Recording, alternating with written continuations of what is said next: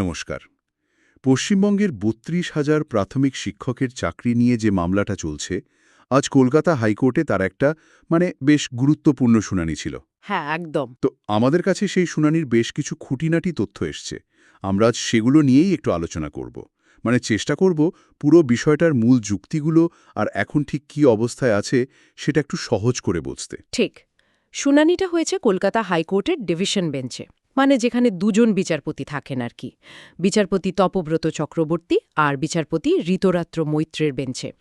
মামলার নম্বরটা হচ্ছে ম্যাট নম্বর 87320223। আচ্ছা। ব্যাপারটা শুরু হয়েছিল যখন হাইকোর্টের সিঙ্গল বেঞ্চ, একজন বিচারপতির বেঞ্চ, এই ৩২,০০০ চাকরি বাতিলের নির্দেশটা দিয়েছিল। সেই নির্দেশকে চ্যালেঞ্জ করেই কিন্তু এই মামলাটা এখন ডিভিশন বেঞ্চে। ও আচ্ছা, তাহলে আজ ডিভিশন বেঞ্চে রাজ্য সরকার বা প্রাথমিক শিক্ষা বোর্ড এদের আইনজীবীরা ঠিক কী বললেন? তাদের যুক্তিটা কি ছিল? দেখুন, বোর্ডের আইনজীবীরা মূলত তিনটে বেশ জোরালো যুক্তি দিয়েছেন।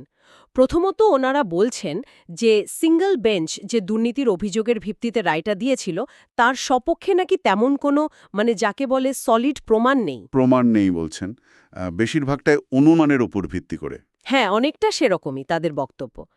যথেষ্ট নক্কর প্রমাণ নাকি দেখানো হয়নি। এটা তো বেশ বড় কথা।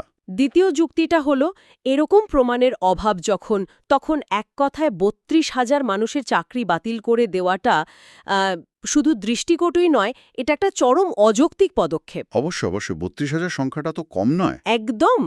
আর ৩ নম্বর, এবং আমার মনে হয় এটা আইনি দিক থেকে খুব গুরুত্বপূর্ণ, সেটা হলো যাদের চাকরিটা গেল, ওই শিক্ষকদের তাদের বক্তব্য শোনাই হয়নি। কোনো সুযোগই দেওয়া হয়নি নিজেদের কথা বলার। আচ্ছা। এটা তো নৈসর্গিক বিচার বা যাকে আমরা ন্যাচারাল জাস্টিস বলি, সেই নীতির একেবারে উল্টো। নিয়ম হলো যার ওপর কোনো সিদ্ধান্তের প্রভাব পড়বে তার কথাটা তো শুনতে হবে, তাই না? ঠিক ঠিক, এটা তো খুব মৌলিক একটা ব্যাপার। এতগুলো মানুষের জীবন এর সঙ্গে জড়িয়ে। আচ্ছা, এবার একটু শিক্ষকদের কথায় আসি। তাদের পক্ষের আইনজীবীরা কি বললেন? সিনিয়র আইনজীবী কল্যাণ বন্দ্যোপাধ্যায়ের কথা শোনা যাচ্ছিল। হ্যাঁ, কল্যাণ ব্যানার্জি শিক্ষকদের পক্ষে বেশ কিছু খুব জরুরি পয়েন্ট তুলেছেন। ওনার একটা কথা খুব কোট করা হচ্ছে দেখলাম, justice cannot be one way traffic, বিচারটা একতরফা হতে পারে না। বাহ, ইন্টারেস্টিং। উনিও কিন্তু ওই একই কথা জোর দিয়ে বলেছেন যে যাদের চাকরি বাতিল করা হলো তাদের আত্মপক্ষ সমর্থনের কোনো সুযোগই দেওয়া হয়নি। কার্যত বোর্ডের আইনজীবীরা যে নৈসর্গিক বিচার লঙ্ঘনের কথা বলছিলেন, এটাও তারই প্রতিধ্বনি আর কি। তার দুই পক্ষই বলছে যে নৈসর্গিক বিচার মানা হয়নি। হ্যাঁ। আচ্ছা, আর কিছু কি বলেছিলেন তিনি? হ্যাঁ, আরও একটা খুব টেকনিক্যাল কিন্তু ভীষণ গুরুত্বপূর্ণ পয়েন্ট উনি তুলেছেন। সেটা হলো, মূল যে মামলাটা হয়েছিল, যে আবেদনপত্র দিয়ে শুরু হয়েছিল, তাতে নাকি চাকরি বাতিলের কোনো কথাই বলা হয়নি। বলেন কি? যেটা চাওয়া হয়নি, আদালত সেই রায় দিয়ে দিল? হ্যাঁ, ওনার যুক্তিটা ঠিক এটাই যে আবেদনকারীরা হয়তো অন্য কিছু চেয়েছিলেন, কিন্তু আদালত নিজে থেকেই চাকরি বাতিলের নির্দেশ দিয়েছে। তাই ওনার বক্তব্য, সিঙ্গল বেঞ্চের এই রায়টা মূল আবেদনের পরিধির বাইরে চলে গেছে, বিয়ন্ড স্কোপ অফ দ্য প্লি আর কি। ওফ, এটা তো মামলার মোড় ঘুরিয়ে দেওয়ার মতো একটা যুক্তি হতে পারে। আচ্ছা, এইসব সওয়াল জবাব শোনার পর আদালত কি বলল? এরপর কি হবে? আজকের শুনানির পর ডিভিশন বেঞ্চ যেটা করেছে সেটা হলো দুই পক্ষকেই তাদের সমস্ত যুক্তি লিখিতভাবে জমা দিতে বলেছে, যেটাকে বলে রিটেন সাবমিশনস। আচ্ছা, লিখিত যুক্তি। হ্যাঁ, এই লিখিত যুক্তিগুলো পাওয়ার পর আদালত সেগুলো ভালো করে দেখবে, খতিয়ে দেখবে। তারপর একটা চূড়ান্ত সিদ্ধান্তে আসবে। তার ফাইনাল ডিসিশন এখনো আসেনি। তাহলে পরের শুনানিটা কবে হতে পারে, কিছু আন্দাজ আছে?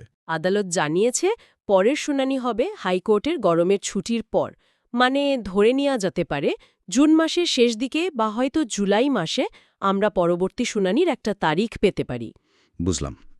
তাহলে আজকের আলোচনার শেষে আমরা ঠিক কোথায় দাঁড়িয়ে আছি? ওই ৩২,০০০ শিক্ষকের চাকরির ভবিষ্যৎটা ঠিক কি? দেখুন, আজকের শুনানিতে তো দুই পক্ষের বিস্তারিত যুক্তি আমরা শুনলাম, আদালত শুনেছে। এখন লিখিত যুক্তিগুলো জমা পড়ার অপেক্ষা। তবে সবচেয়ে গুরুত্বপূর্ণ যে বিষয়টা মনে রাখতে হবে সেটা হলো, এই ৩২,০০০ শিক্ষকের চাকরি কিন্তু এখনও বাতিল হয়নি। ওহ, এটা খুব জরুরি পয়েন্ট। হ্যাঁ, কারণ সিঙ্গল বেঞ্চের রায়ের ওপর ডিভিশন বেঞ্চ আগেই একটা স্থগিতাদেশ বা স্টে অর্ডার দিয়েছিল। তার সিঙ্গল বেঞ্চের রায়টা আপাতত কার্যকর হচ্ছে না। চূড়ান্ত সিদ্ধান্ত না আসা পর্যন্ত কিন্তু চাকরিটা বহাল থাকছে। পুরো ব্যাপারটা এখনও পুরোপুরি বিচারাধীন। আচ্ছা, তাহলে একদিকে যেমন নিয়োগের স্বচ্ছতার প্রশ্ন, দুর্নীতির অভিযোগ উঠছে, তেমনি অন্যদিকে এতগুলো মানুষের জীবিকা আর ওই যে বললেন নৈসর্গিক বিচারের মতো একদম মৌলিক আইনি অধিকারের প্রশ্নগুলো জড়িয়ে আছে। বেশ জটিল একটা পরিস্থিতি।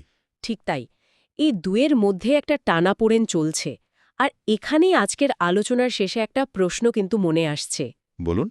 এই যে নৈসর্গিক বিচার লঙ্ঘনের যুক্তি বা আবেদনের বাইরে গিয়ে রায় দেওয়ার মতো প্রশ্নগুলো উঠছে, এগুলো তো শুধু এই মামলার বিষয় নয়, বৃহত্তর ক্ষেত্রে, মানে যেখানে সরকারের কোনো একটা সিদ্ধান্তে লক্ষ লক্ষ মানুষের জীবন প্রভাবিত হয়, সেখানে প্রশাসনিক ক্ষমতা আর একজন সাধারণ মানুষের অধিকারের মধ্যে ভারসাম্য রাখাটা কতটা কঠিন, বা সেই ভারসাম্যটা কিভাবে রক্ষা করা উচিত, এই মামলাটা হয়তো সেই নীতিগত প্রশ্নগুলোকেই আরও সামনে নিয়ে আসছে, তাই না? খুব গুরুত্বপূর্ণ একটা পয়েন্ট তুলেছেন। এই আইনি লড়াইয়ের ফলাফল হয়তো এই বৃহত্তর প্রশ্নগুলোর উত্তর খোঁজার দিকেও আমাদের কিছুটা এগিয়ে দেবে। দেখা যাক কি হয়। আজকের আলোচনার জন্য আপনাকে অনেক ধন্যবাদ। ধন্যবাদ।